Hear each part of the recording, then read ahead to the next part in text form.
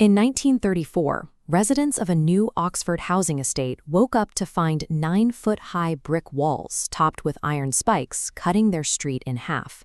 These were the Cuddles-Low Walls. A private developer built them to physically separate middle-class homeowners from the working-class families living on the council estate next door. This physical segregation sits in direct opposition to the romanticized image of Oxford, the quiet world of dreaming spires and elite academia. A recurring friction between academic privilege and industrial reality has shaped this city for 1,000 years. This town versus gown paradox is visible in the city's laws, its local culture, and its architecture. To see how Oxford influenced the world, we must look past the prestige and find the specific collisions that forced the city to reinvent itself. In the 8th century, Oxford was a shallow river crossing used by Saxon farmers to move livestock through the marshlands.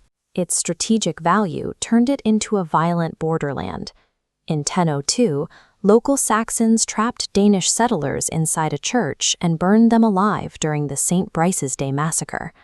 The massacre invited immediate retaliation from Danish forces, cementing the town's status as a militarized zone caught between warring kings.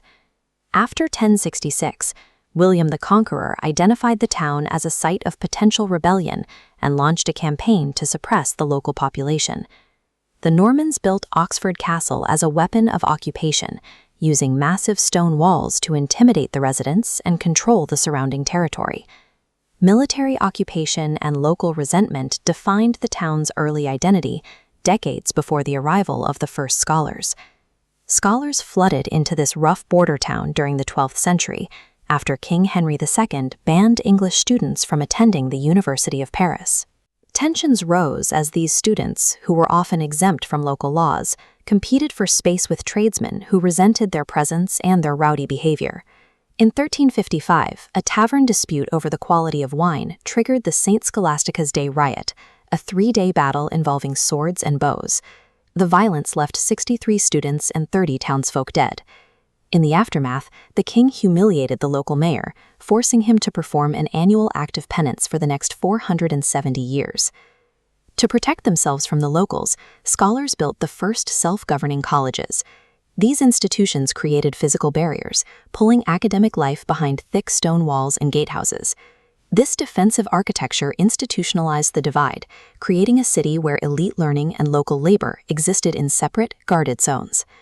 By the 16th century, Oxford's religious and financial power made it a central target during the English Reformation.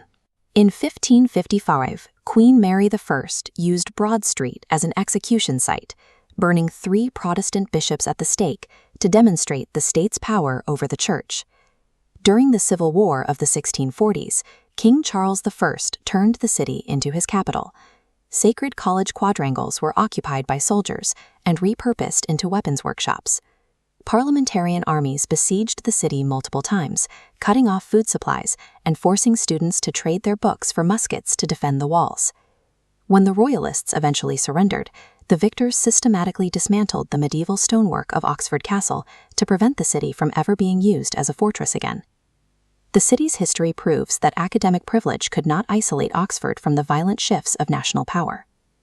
The arrival of the Great Western Railway in 1844 connected this ancient town to Britain's growing industrial network, bringing new goods and middle-class tourists. Local businessman William Morris utilized these connections to expand a small bicycle shop into Morris Motors, a massive automobile manufacturing operation. Thousands of workers moved to the Cowley district for factory jobs, creating a working-class population that existed alongside the ancient university. During World War II, these two worlds synchronized. The university became a hub for intelligence and training, while the Morris factories shifted entirely to producing tanks and munitions. At the Dunn School of Pathology, scientists worked to purify penicillin. This academic discovery was then mass-produced in factories, creating a drug that saved millions of lives during the conflict. Oxford's impact on human survival required both the technical genius of the laboratory and the mechanical output of the industrial assembly line. The Cuddles-Low Walls stood for 25 years as a monument to social division, until 1959, when bulldozers finally destroyed them after a long local campaign.